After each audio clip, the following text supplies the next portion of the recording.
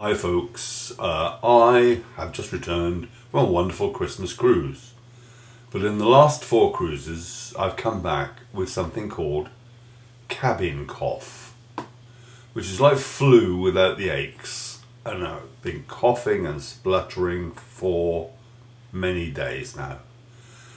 Many people on the same ship, the Arcadia from P&O, also exhibited the cabin cough, and my partner's got it quite badly. Now we are in our 60s and 70s and such things are quite serious, and it seems that it's down to the air conditioning on the liner.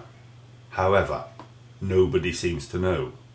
The only thing that can be said is that the ship's doctor, who charges £50 for consultation and then medication and gives us antibiotics, the ship's doctor is making a bomb. Some people are very ill.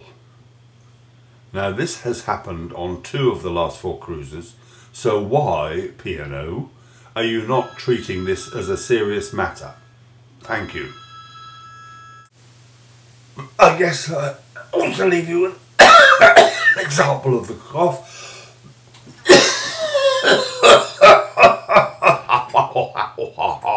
There you are.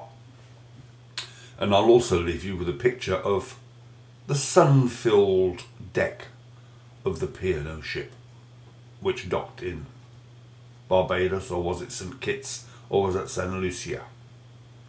Last picture will be a bit more pleasant.